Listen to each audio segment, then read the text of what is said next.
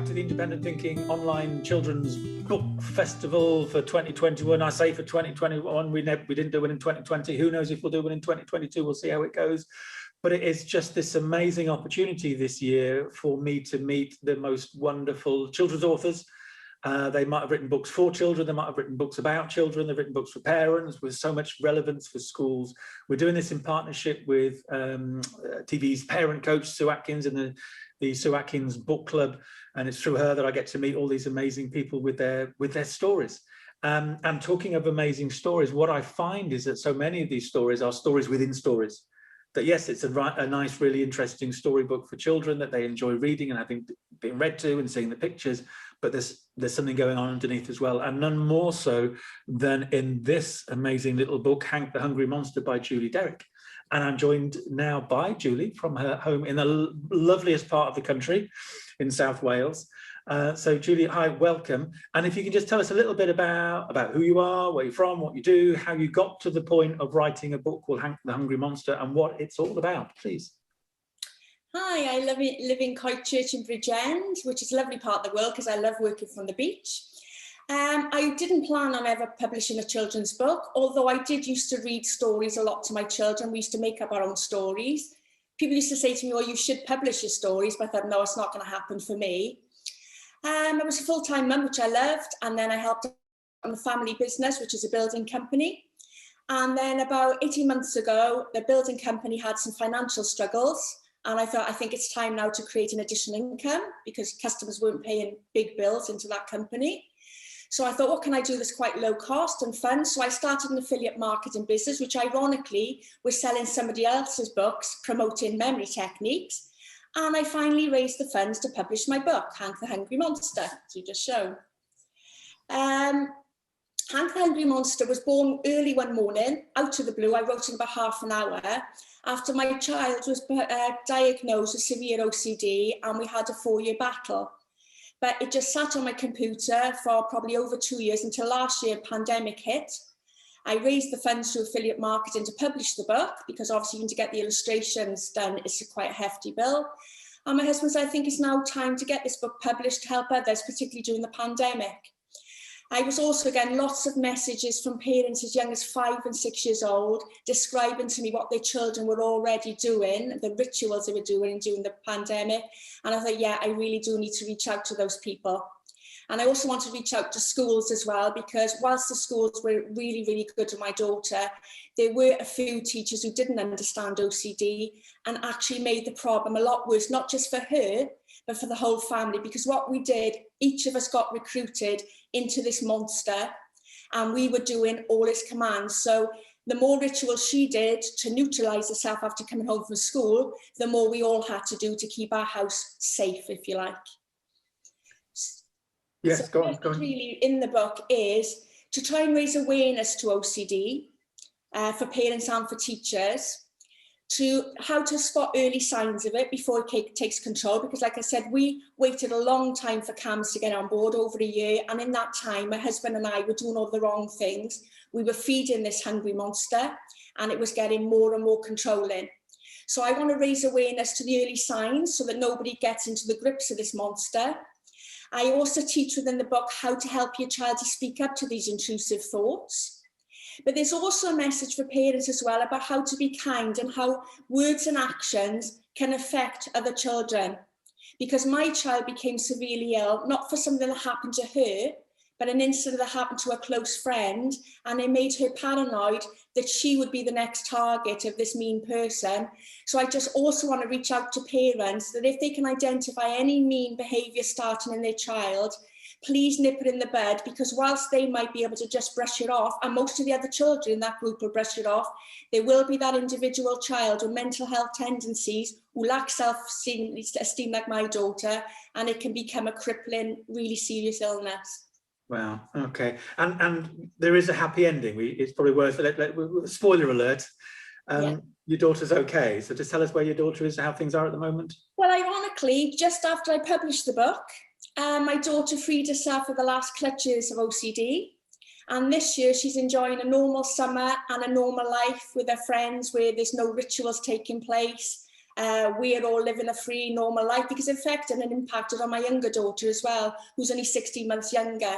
And she was also going to the Monsters commands, because she was helping her sister in every way she can, because you just want to do something to help your sister feel better. But ironically, we were all making it worse. But yeah, there is a good end to the story, because she's now leading a pretty normal life. All right. No, that's good to know that there is hope. There's a challenge that's been hard, but that there is hope. And I think from previous conversation we had that CAMS and then a unit within CAMS, and I know CAMS get a lot of stick, mainly because they're so underfunded, it's so difficult to get hold of them. I think you had to wait a year or so, but just so how did CAMS help? And then you talked about a unit within CAMS that were like specialised in this? Yes, CAMS came on board, and that was at a time when she became really, really ill. I said, I can't go into too many details. I wish I could, because my daughter didn't even want me to publish the book, because she kept a lot of her battle private. But she was very, very ill. And they came on board and explained to us that we were feeding this monster. And that's where actually the title came from, because they said, if you can just imagine, OCD is like a greedy monster, they called it, but the publisher felt the hungry was a softer word for children. And they said, the more you feed it, the more it will demand. So then we got on board with painstakingly slow therapy, over 4 years. And you had to do it tiny step by tiny step, because like any other mental health illness, you have to be very, very careful how you address it. Because if you push it too much to what the child wants, it can be quite dangerous. So we were so grateful to have them on board, but we were actually under a team called KIT, and they're a specialised team within CAMS, and they did the most amazing work, not just for our daughter, but the family as a whole. And they really got us through it, because this will test even the stronger relationships out there. And, you know, I'm sort of the good cop. My husband is more good cop, but he knew he had to be the bad cop, because you've got to stand up to this monster. But I'm a mum, I'm a typical Welsh mum, I'm very nurturing, and I'll do whatever my child wants. And so sadly, that can be a clash as well between a partnership. So it puts a lot of strain on the family. I said we couldn't have anybody to the home, because obviously we didn't want to risk the house becoming contaminated. And yeah, it was a hard battle, but we were so grateful to have them on board. That's why I decided to publish a book, and I'm actually donating 50% of any profits made from the book to them, so they can help even more children.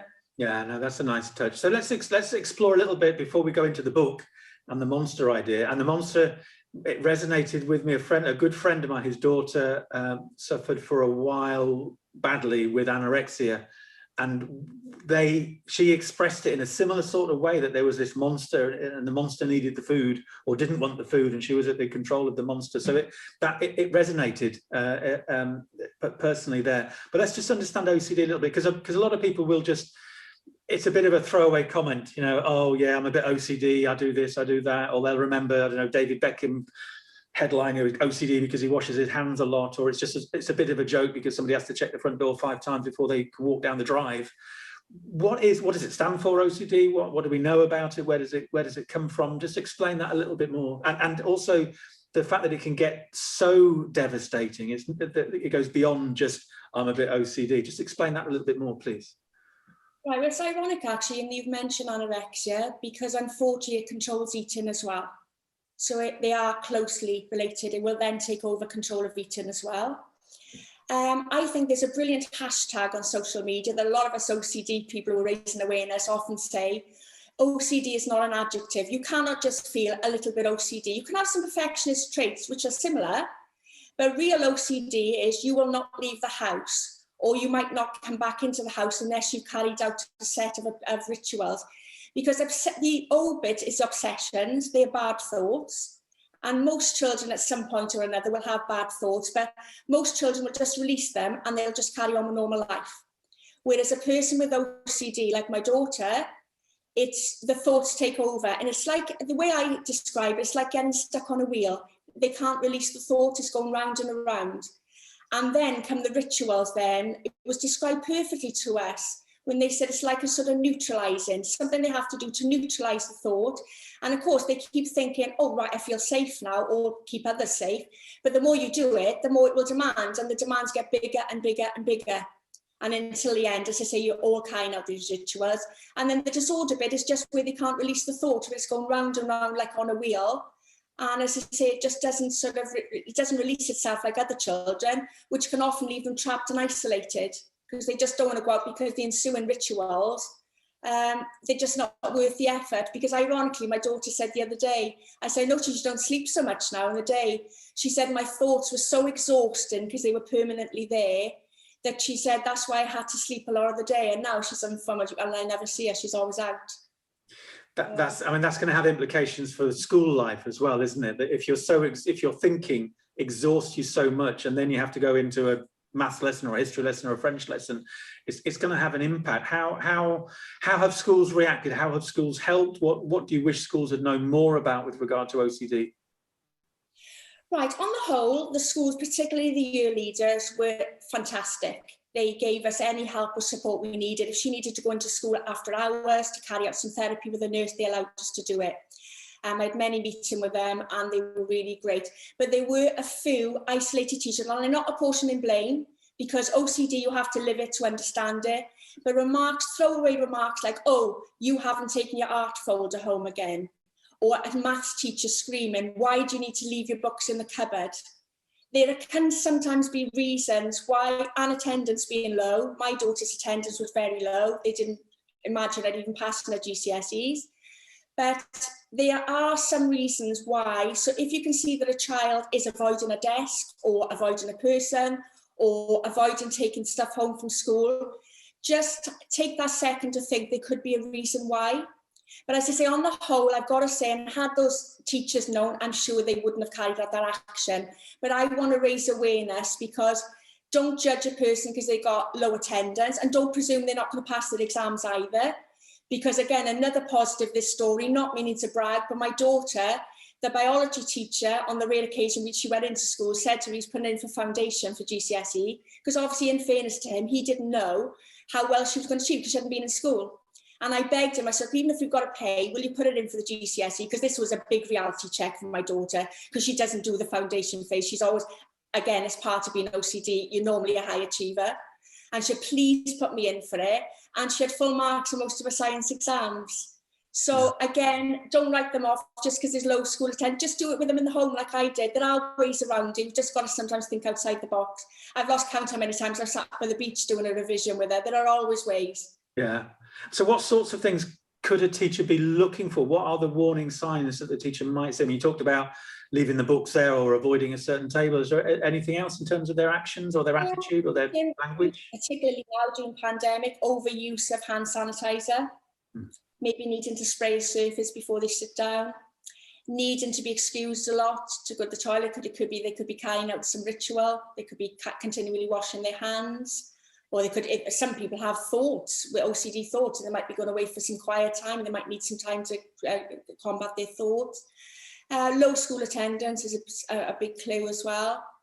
Covering themselves up, because of the times we've had problems. I've had to literally leave shopping or leave my friends for lunch to pick it up from school, because they've insisted on them maybe having bare arms for photographs. Doesn't sound a big deal, but for a child not just with OCD, it can be a child with eating disorders. Somebody could be self-harming. Please don't put them under that sort of pressure, because the OCD, when she got home then, she wasn't self-harming, by the way, but I'm just saying, I know of friends of hers who were. And again, for them, it created massive panic, and it just makes then the illness so much worse. Yeah. Okay, no, that's useful. That's useful to know. And like you say, the raising awareness is so important. Teachers want to do the right thing, but it's just hard to know what it is when they've got 30 kids and so much pressure on them. So coming to the book then, and I'm going to ask you to read an extract from the book. So it's a hungry monster, not greedy monster, but it's a hungry monster. So just read a bit from the book and tell us a little bit about how the book works and how the book does raise awareness and how schools and parents are using it. Right, okay. So you've showed the cover, so I'll just start at the beginning. So Hank is settling into his new home. I think I'm going to be very happy here, he chuckles to himself. Hank is a very hungry monster who never gets full. But Hank isn't hungry for food, he's hungry for power. So you've got Hank on. I say I've got a wonderful illustrator, he's brilliant. Hank loves to play games, but only games that he can win, and he wins a lot. Time for a new game, he thinks. He starts to fiddle with some controls, O, C, D, and replay. Wonderful. They all seem to be working perfectly. Chuckles. Time for some fun. And then we meet the other character in the story, Annabelle. So I'll just read a little bit from this page because this is with the kind behaviour. Annabelle is a bubbly little girl who loves to play with her friends. Everyone loves Annabelle. Everyone, that is, except Hattie. Hattie is a friend too, but Hattie sometimes makes her sad. Annabelle often catches her whispering and then she stops and giggles as Annabelle approaches. And then, as I say, we go on then to see the horror on Annabelle's face, and that's when her problems then begin. And this monster starts telling her to do certain things to make herself safe. And at the end of the story then, that she confides in a teacher, because that's the other message within the story. Please confide in somebody. Get your child to confide in somebody. If they can't confide in you, confide in somebody they can trust, a close friend or a teacher. And at the end, she finds a lovely teacher, Miss Carmen, and she helps her then to speak up to the intrusive thoughts. So there is a nice happy ending at the end of all my books, because I'm publishing some more in the future. So yeah, it is this happy ending, like, you know, in the real life with your daughter, you know, with her A grades at A level, you know, and at university, but in the book as well. And it's strong. I know it's sort of simplified for the book, but this idea of talking about it, letting it out, not being ashamed, being aware that this is who I am, but let's have a conversation about it, and that conversation can help understand it a little bit better. If you start to understand it and I can give it a name, then it helps you, or an entity, then it helps you understand it a little bit more. That comes through in the book. You use, it's quite clever, you use the O and the C and the D as computer commands. So O is order. Yeah. What's the C? Yeah. C, I think, was command, was an issue, commands. Command. You must wash your hands 3 times or whatever it is. And what was D? I can't remember now. What was D? He delivered instructions, wasn't it? And then he was repeating them and replay. And then repeat. So this, yeah, no, I thought that was really clever. And you've got, what other books? So what else are you working on then? I'm hoping to publish another one the end of August. It's with my illustrator at the moment, and I'm going to introduce more characters, and they're going to be up against Hank. He's going to be issuing commands, but I'm going to try and cover some other aspects of OCD as well, not just ones of washing hands. And this new monster, I won't give too much away because I'm going to build up a bit of suspense on my social media accounts, where she's going to combat Hank, and obviously she likes to win as well. So she comes along, and it's basically going to replace the intrusive thoughts with nicer thoughts.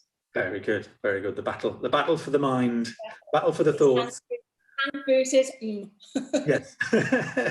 So people want to hear more about or read the book. I mean, we've done the deal with the Roving Bookshop, so they can access, and that's going to be on the website, and I'll put a little link at the bottom there to the Roving Bookshop so they can access it that way. How can they find out more about you and about your work, and how can they contact you via social media and the likes?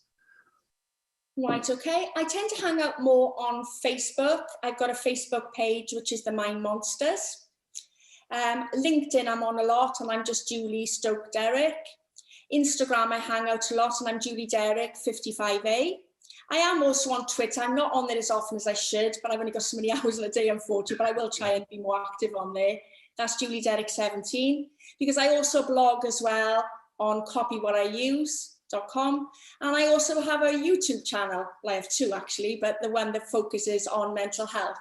So I haven't got the link for that one because it's such a long one at the moment, because you've got to have so many subscribers before it'll shorten the link for you. So, but all the details are on my different social media sites. So lots of ways of getting hold of you. And your blog, what's it called? Say what I use, do what I use. What's it called? CopywhatIuse.com. Why is it called that? Because I was using memory techniques, because when I was helping my children, that's how it started. I was helping my children with revision, particularly my younger one, and she didn't like revision at all. So I thought, I'm sort of older in my years now, and I thought, well, how can I sort of ram this information? It's a long time since I took my A-levels and O-levels, as they were then. And I thought, how can I ram this information? And I'd come across some memory techniques from a memory champion over 10 years ago. So I thought, right, I wanted to raise some funds as well. I had the book in the house, and by coincidence, I could use it as an affiliate product. So that's how I raised funds. I started with that, and then I also started blogging about OCD. And I want to do books on there as well. So yeah, it's just trying to take the stress out of, bringing up children really with the revision and with the OCD. Yeah. No, it sounds like it's been excessively stressful, but it sounds like you've survived. Yes. And all the stronger for it. And good luck to your daughter in all her future plans. Thank you. dealing with the monster, and good luck with all your plans as well. Thank you for being part of the book festival. Well, thank you for inviting me. I've enjoyed it. Thank you.